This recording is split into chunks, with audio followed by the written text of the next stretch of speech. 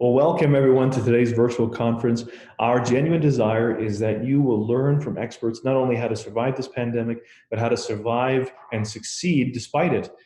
Very excited to host some top leaders in our industry. So let's get started. My name is Leighton Healy. I'm the CEO at KnowHow. We're a software that helps restorers increase the value and efficiency of their companies, and I have the honor of being your MC today. We know that you're making a big investment of time to join us here today. You're busy, you have a lot going on, and so we want to honor your investment with a commitment that you will leave today with insights that will definitely be worth your time. So just take a moment and let us know where you're joining from. In the chat window there on the side of your window, take a moment and let us know maybe the city, the state that you're joining from. Just to hear from you will be great to see. We have dozens and dozens of companies represented on this call, so it'd be so exciting to see where everyone's from. Just a note on our format, today's virtual conference has 4 distinct sessions. Each session is about 50 minutes long with a 5 to 10 minute break to top up your coffee, respond to those urgent texts or emails, or take a bio break. In each session, you'll have the opportunity to ask questions to the speaker or the panelists, and we've designed this whole event to be very interactive. So please share your questions in the chat window. My only request is that you keep your questions concise and on topic. Our first session is from leading industry expert Philip Rosebrook of top restoration advisory firm Business Mentors. And he will be providing us with a State of the Union. After a successful career in restoration, Phil today advises many of the industry's top CEOs. And after his presentation, Phil will take some questions from the audience. Our second session, we will learn from our industry's top CEOs and how they're thinking about and kind of how they're thinking and acting during this interesting time. So we're thrilled to welcome Rich Wilson, CEO of Paul Davis Restorations, Dan Casera, CEO at Core Group, and Mark Springer, CEO at Dayspring Restoration, and the president of the Restoration Industry Association. In our third session, we're going to get tactical. We have brought together two expert restoration operators, both Trace Larson, VP of Operations of one of America's most admired restoration companies, Utah Disaster Cleanup, and Chuck Boyland of Boyland Management, who brings 30 years of advising top restorers on how to build profitable, rock-solid companies. And finally, our fourth panel, you're going to want to stick around for it. It's definitely worth staying for. All of the blood and sweat and tears that you've invested in your company is often towards the goal of one day profiting from the sale or transfer of your company. But this pandemic has maybe put that dream at risk. So we're fortunate to have 2 of the top business brokers in the country with us today to advise us on how to preserve the value of your company and how to grow or regrow the value of your company. So we're very pleased to have Scott Bushke, Managing Partner of Cornerstone Business Services. He brings 20 years of experience on the buy and sell side of transactions as well as valuations. We also have Gokul Panabanaman, owner of Restoration Brokers of America. Gokul has brokered the sale of over 200 restoration companies. So as you can see, we have an all-star lineup. We are recording every session. So after the webinar, in the days following, we'll be sending out recordings of the session. So if you'd like to share those with members of your team, members of your community, those will be free for you to share. But before we get started, I just want to thank some of our industry partners, Business Mentors, Cornerstone Business Services, and Cornerstone Alliance, International Alliance, Core Group, Paul Davis Restoration, Ask Amy, and the Restoration Lawyer, and Ed Cross and his whole team there. So let's get started. Without further delay, I would like to present Phil Rosebrook. Phil is the president of Business Mentors. He's a trusted advisor, and he's going to kick things off with a State of the Union, followed by a Q&A. So Phil, I want to turn things over to you, and looking forward to hearing what you have to say. Great. Thank you very much, Leighton and Travis. I appreciate the opportunity to share my ideas today and kind of put some perspective on the world we're living in. And reminds me of the ancient proverb that says, "May you live in interesting times." And I certainly believe that's where we are right now. We are living in interesting times. And I think when I was asked to put my thoughts together, I thought, well, we can talk a little bit about what we've gone through, but I really think this is about how to survive and how to thrive in your response to our current situation in the world we're living in today. And so that's my topic and title of my presentation today. And my first point of reference is that I've been in restoration for over 30 years. I believe about 32 years now. And I've been an advisor and consultant for about 22 years. So I've seen the industry through some ups and downs. It's been a nice run. We haven't had too many downs, but there's been a few that add some perspective to my discussion today, and at least my point of reference and perspective as well. So I think I'll add in this presentation of my thoughts. I'll add a lot of my thoughts from that perspective. Let me just make sure my slides are working. Okay, so my first thought as I frame my reference here is that we are living in unprecedented times.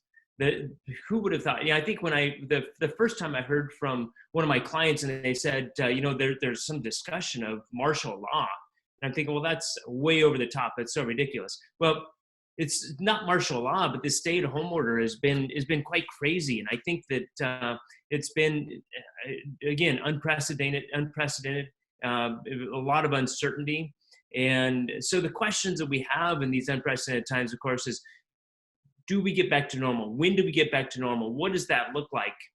Today's news was very encouraging. There's a lot of states that are deciding, hey, let's open things up. But what we don't know is, where does that leave us? If we open up and then we end up with a lot more illness and sickness and deaths and overwhelming of hospitals, which is the big fear, then do we go back to where we came from? I really don't know. And we'll talk about some of those things and the implications potentially of what that looks like. But in reality, we don't know when we get to go back and what that looks like. And we don't know what normal looks like. My thoughts, and at the end, I'll kind of summarize this up, but I think that back to normal does look a lot like normal, like we've been through, but it'll take quite some time. I think that, we've got these crazy unprecedented times where we have the Federal Reserve and the government dropping money from helicopters. They're really just dumping out trillions of dollars and printing new money and adding stimulus to so many different areas. You got a world where people are getting paid more to not work than they would be to actually go back to work. So that creates uncertainty. It creates some fairly interesting times and some interesting opportunities as well. And one of the things I think about from leadership and ownership perspective, people put together New Year's resolutions, and when you think about it, what's a New Year's resolution? It's a day. We go from one day in the calendar to the next, and we say, okay, now we're going to change the way we do things. Well, here's an opportunity where we really just had a slowdown. We have the opportunity to think about our business, to think about what we might do different or what we might be moving forward. And maybe this is the time to do some resolutions, to think about your business, think about how you might make it a little different, a little better. What kind of things are working well, and do more of that, and what aren't working quite as well, and changes you should be making in your business. So my thought is, we're living in unprecedented times, and maybe it's the opportunity to do something different and to make some changes in your business, in your life, in your family. So I'm going to come at this from a perspective of, I have 5 lessons learned, and then I have 8 action items that we should be taking in our companies and in our lives. And the 5 lessons, I don't consider these to be the big global 5 lessons. I think these are 5 lessons that I've taken stock of and considered, and things that I think are relevant, and maybe it adds some relevance in your business. And so with these, let's jump into those. The first one is to talk about moments, and I think it's simple things. This is right around the corner from my house. This is a street. It's called Cherry Street, and it's something I've walked up and down and through my neighborhood. But there's a 2-week period that these trees, and I kind of got there a couple days late, on left and right are just loaded with cherry blossoms. And this is a period where we're busy in my life. We got track, we got school, we got finals, we got different active soccer games. We're always on the go. This is out of the way. And I had to walk over here. I've lived there for 4 years, and I've never seen this street in its beauty. And I think that one of the things, I look at moments and I think about, hey, there's some opportunity. We had to slow down as a country, let's say a civilization around the world. People had to slow down, and they had to look at things maybe they hadn't been looking at or paying attention to. And in your lives and your business, I hope you had this opportunity to just pay attention to perspective, the things you might have missed because we were pushed out of our normal routines and now we're doing something a little different. And so the first perspective I have is we have these new moments, we have these new opportunities. It wasn't all bad, it wasn't all good, it's just different. And so if we look at things that are different, maybe we get the opportunity to pay attention, to look at the beauty of nature, to look at the beauty and time that we spend with our families. Those things are all perhaps a takeaway from this. And I think that it adds perspective to the world we're in. Families. We're now, the front doors have been closed in most houses, and we have to spend time with people that we love, but maybe we didn't have the opportunity to spend as much time with, because I think about our schedule, and we had all the color-coded items on there for the kids that were doing, whether it was a school activity or a sports activity or some sort of after school event or whatever it would be. There was all sorts of things going on, and then also we put the brakes on, and we had to spend time with the people that we love, but people that maybe become strangers because we were just a little too busy. And so people are working at home and they've got kids in the background, and I can hear dogs barking. And this was an opportunity just to say, hey, wait a minute, maybe there's some perspective and things that we should be looking at a little differently in our lives. And so this was I think a good opportunity for a lot of people to have this perspective of moments and of family and of time, just slowing down and looking at what we're trying to truly accomplish and do in our lives and our businesses. There was a lot of missed great activities, great events, from high school graduations to, I think about my daughter who spent 6 months in her high school preparing for a dance competition. They were good, and they were just perfecting and adding elements. They got 1 week away from the state championship before things shut down. And they likely would have been a state champion. And they'll never find it, they'll never know. And I think of college teams, professional teams, of people who've committed their life to an event or an activity, people performing and working out for the Olympics, and maybe they missed their opportunity to perform at an elite level because of what's going on with this. And so that's a moment of perspective that says, you know what, maybe I should enjoy today. And it kind of pushes us back to this Zen thing. And Zen would say, let's live in the moment. Let's not live in the past or in the future, but be truly present in what we're doing today. And so as I talk to my kids and we talk about how the things that we're doing are truly unique and special in our lives, and maybe you should treat every game that you play in, every event, every activity, as if it might be the last time, because the lesson that we learned is that it might be the last time. And so in your lives, in your business, and we have moments, we have perspective, and we have times in which we can really think of this unfathomable, how could we live without going through this process? Well, guess what? We can live through it. And yet we should truly savor and rejoice and enjoy those moments. Health. Health is it's one of those things that we don't really know what we're missing until we don't have it, that we don't enjoy and appreciate it. And it really became the forefront of at least my thoughts and mine, because the people who are truly harmed by this disease were in poor health. I think maybe it gives us some perspective on how do we take care of health, so that if something like this happens again, that we're accountable to the lives that we're living in, to the risks that we have. And those are risks that we hadn't thought of before. And so, I hope that maybe it takes us this opportunity to really look forward into the opportunities and how we can maybe live a better life. Financial discipline.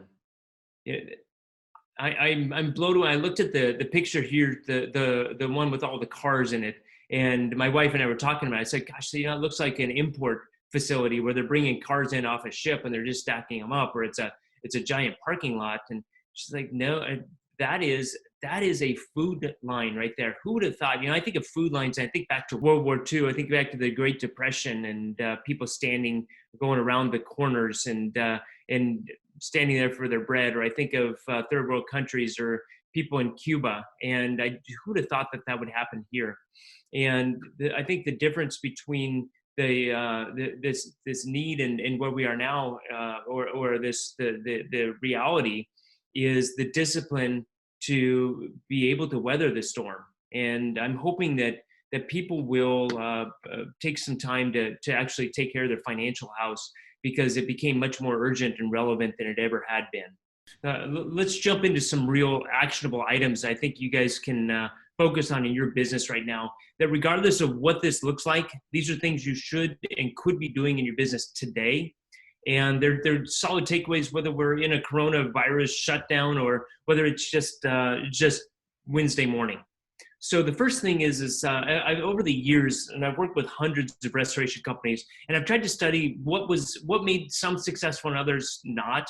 And so I think we'll go into some of these characteristics. So the first one is, let's talk about how to advance my slide. First one is, I think leadership is the essential element of a successful business. And in reality, anyone can lead a business when times are good. They can be standing up in front and they can be the CEO of the company. But it takes a true leader to lead a company when things are rough, when there's storms about. And this is a time where your leadership mettle will be tried, and it gives you the opportunity for people to look up and say, you know what, they did a great job, and I really love working for Bill or Mary or whoever it is that runs our company. That this is your opportunity. This is your opportunity to be remarkable, to build a great company, and to be exceptional. So study leadership, teach your management team leadership, and be a calm hand in the rough seas, or make sure that you're in a position to help weather this storm and become a better leader and a better company. Your leadership is an essential element. The next thing I think about is in my life and in the businesses that I've worked with, that true success doesn't come through the good times, but a lot of times it comes through our adversity. It comes through the forest fires that wipe out the entire forest, and that's where regrowth happens. That's where we get to determine who we are as a person, as a company, as a business, and get to really blossom. And that's where we start adding these elements in our company and our leadership and our style, where we can drive forward. And I think that if you guys are dealing with difficult challenges and problems in your business, what can you take from that, and what can you learn from those opportunities, and how can you help use that to make you a better company, a better person, and to drive forward? And so the challenges are good for your business. They're hard to deal with, but when you look backwards and you say, gosh, you know what, I'm proud of where I came from or what I've become, it's not because of the good times. Often it's because of the real struggles that you came through and how you persevered through that. The next thing I'd like to look at is what kind of foundation have you built? Are you building a foundation for what your company was? Are you building it for what it wants, what you want it to be? One of the things we look at is you don't want to build a 10-story building or a 10-story company, for that matter, on a 1-story foundation.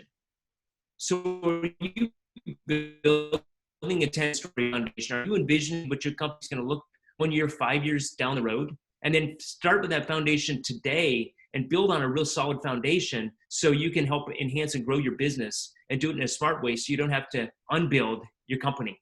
And so take a look at that foundation you have. Take a look at, you know what, if you don't know what a 10-story building looks like, a 10-story company looks like, then do your research, meet some people who've done this, and start taking a look at their company and say, gosh, how can I build that myself? Or what does that look like?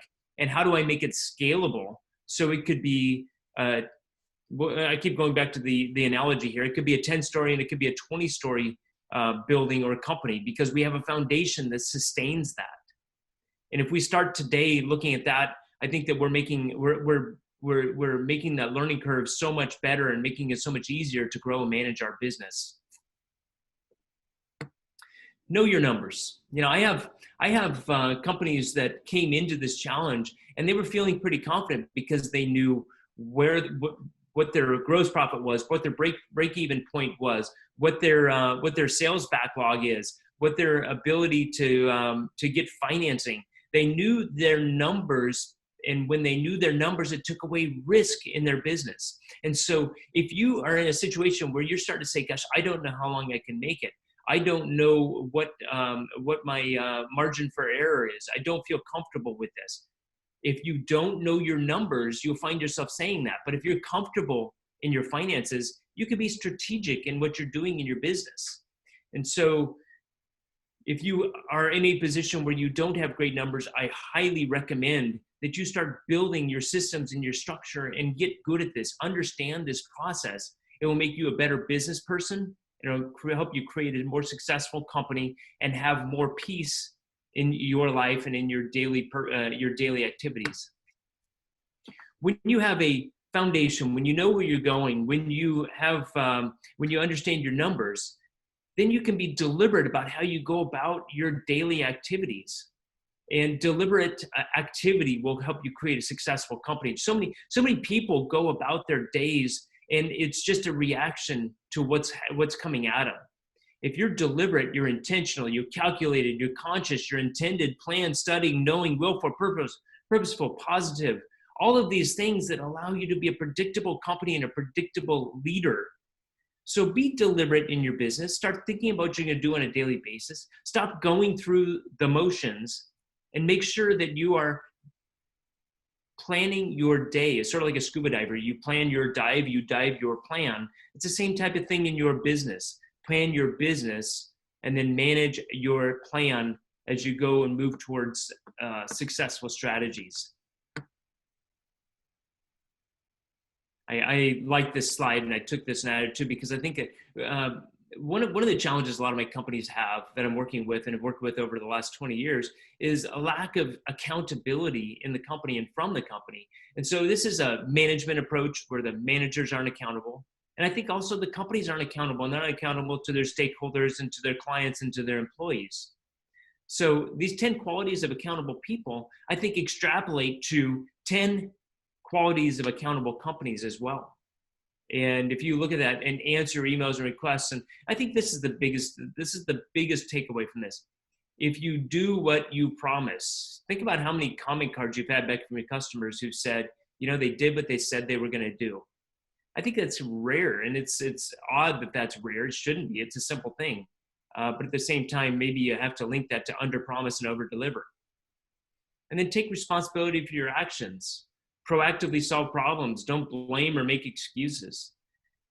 If you know where you're going and you know how you're going to get there, at the end, you either have excuses or you have results. So the question is, which are you achieving in your company?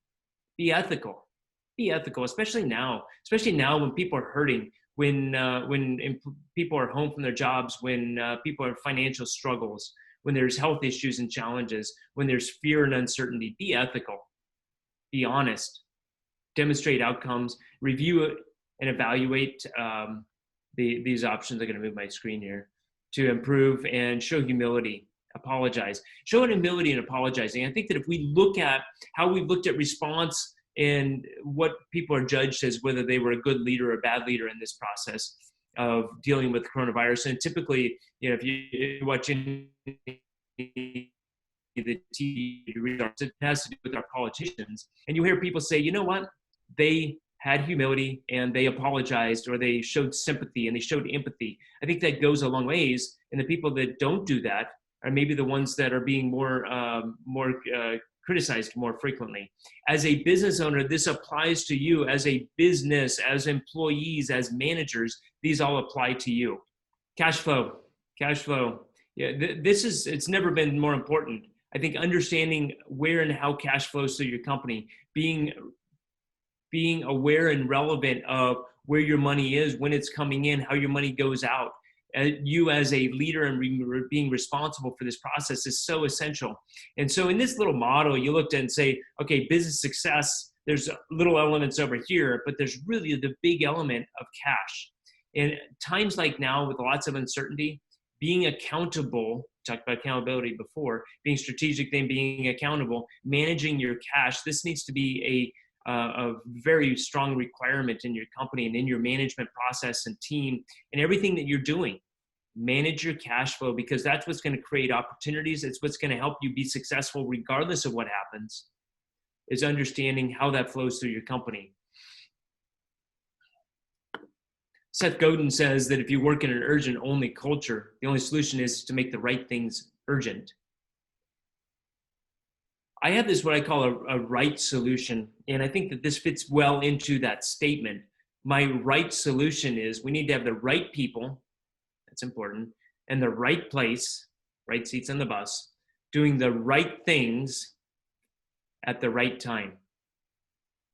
When we have the right people in the right places doing the right things at the right time, we create an effective synergistic organization. And too often, we, again, go through the motions. We don't think about who's on our team, what seats they're in, and what they're doing, and how they're proceeding in their business. And so I recommend taking a look at how you manage your people, who's on your team, and what they're doing. Those things are really, really important in your business. So if we look ahead down the road a little bit here, some things that I would like to look out for, or at least be aware of, or some uncertainty in my mind, is the first one is there's impact on insurance companies and in litigation. You know, I think that as from the business insurance, and I may talk about this later, but from a business insurance standpoint, if we've got, there's a massive movement to have businesses or insurance companies insure business interruption. And the question is that in the policy or not in the policy? And are some states and some governors trying to mandate coverage, even if it wasn't written into the terms of whatever? That's a big uncertainty, and I find it very, very interesting to see where that what that ends up becoming in reality. And it may take years for that to wind through the courts, but it could be quite significant. I think that there's some great elements of a virtual world. And I had talked to a company here recently, one of my clients, and they have a coordinator who needs to serve people in 2 different offices. I said, great, we've been doing it for the last 30 days. You know what, we can do some great virtual meetings. There's some elements of our virtual world that will continue on and will make us more effective and more sustainable in our business. As a business owner, we need to manage risk. And one of the things we should look out for is legal challenges to your business. It's legal challenges to how we took care of our employees, to how we managed the resources that we were given, to the health that we provided to the properties we worked for. All of those things are really important for us to look at. And there is a legal element. We should have our eyes on that. Doesn't mean that it's going to hurt us or impact us. It means that we should be aware. And we should have a good legal counsel that we can talk to, and we can say, hey, I need some advice on this real quick, to send some questions. I think that would be really important to you and your business.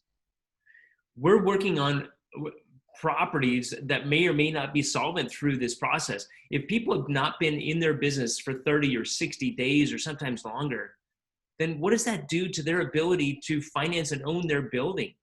And what does that do to our security in doing work on those buildings? The money doesn't come necessarily from that property owner, it comes from the insurance company.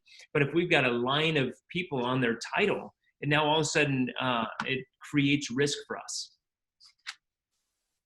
I think we have missions for labor. This has been my biggest problem for the last 2 years in the industry, is we couldn't find people. Now I think we have great people, and I think we need to be careful and not hire the first one that comes across, but hire good people and make sure that we screen them well and give them a good orientation so they come aboard and we know where they fit into our company. Fear is going to drive a lot of the decisions that happen in our businesses and in our communities. And so we need to be aware of that. Maybe we're not afraid, or maybe we are afraid and we're the problem, or our clients are the problem. Whatever it is, we need to understand that fear is not always rational, but it will drive decisions and will help. It will cause people to make decisions that seem rational or unrational, that will drive the activities that we need to do.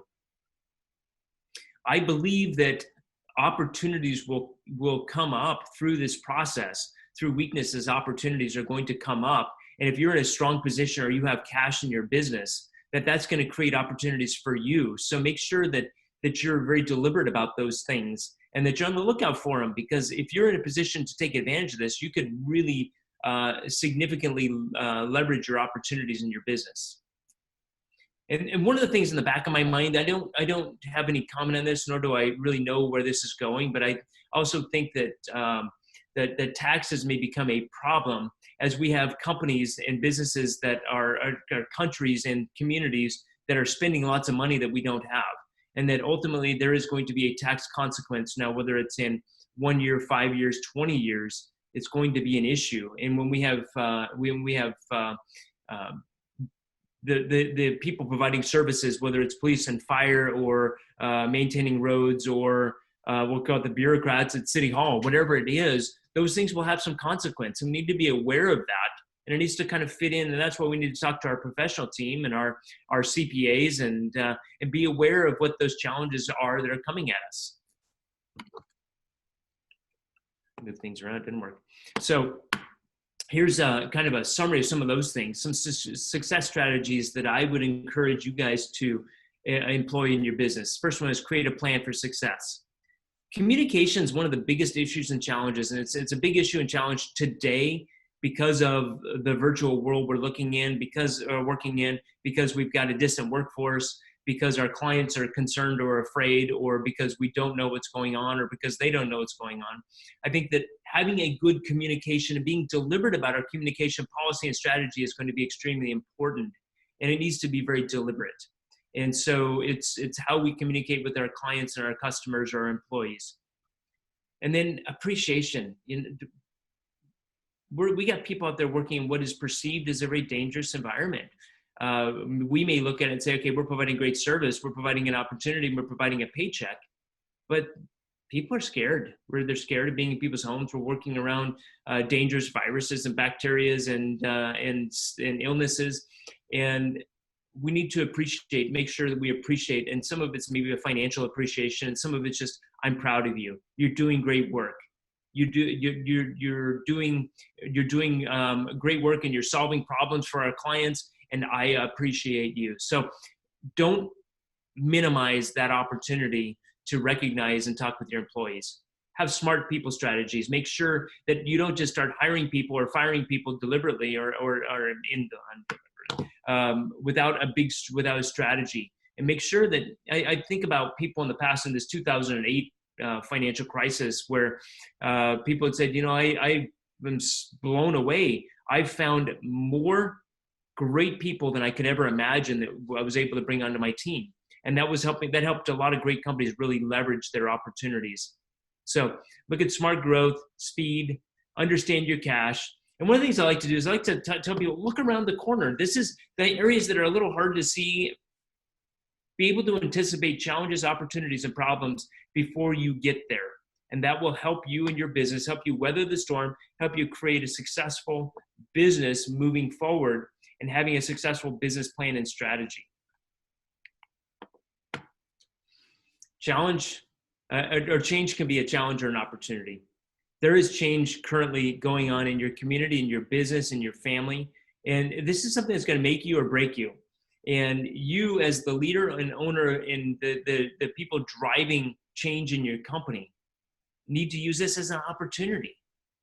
This is an opportunity to find great people, to make your company have a foundation, to look at who you're working for, how you're working for them, what your margin is, what your overhead is. Take a look at your business and become stronger through change. Understand the world is changing rapidly. You need to anticipate those changes. There's opportunities for cleaning for health, and this is a really emergent situation as companies open up, as businesses that have been closed. If the employees are concerned about coming back into a work environment, maybe we can make it a little better. And so there are opportunities that are going to come up right away. They'll be short-lived, I believe, but there are opportunities. And the one thing that I would say to caution right now is debt is cheap and it's dangerous. If you take on too much debt because you look and say, hey, I can afford, this is the equivalent of minimum payments on a credit card. I can afford to run up my debt because I can afford the minimum payment. Well, be cautious with what you do. Be strategic and make sure you're making good decisions as you take on debt. one of the things that, and just kind of getting to a wrap up point here that I want to put in perspective, and I think about today's world, and then I think about some of the challenges we went through in yesterday's world, and I'm trying to think, as we were experiencing each one of those, we were thinking, gosh, this is going to change the world forever.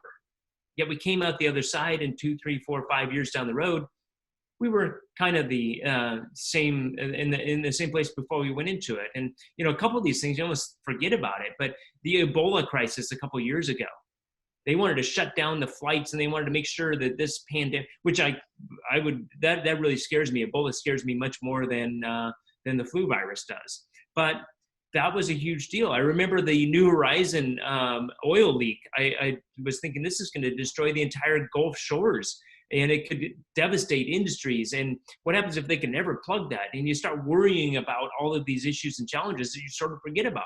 The global financial crisis, just in our recent history, it changed a lot of things. But at the same time, after 5 years, we're still making bad, or 10 years later, we're making bad loans again. And the housing the housing challenges and problems, and the debt challenges and problems are coming back and potentially hitting us one more time. And so, did we learn things? Did it change things? The Cold War, Y2K. I like this t-shirt here. Armageddon was yesterday. Today we have a serious problem. So what's the next serious problem that will maybe eclipse this one? Because in 5 years we may be down the road and we're shaking hands and going back to normal as if none of this had ever happened. So that being said, it probably takes us to maybe a shortened Q&A session here.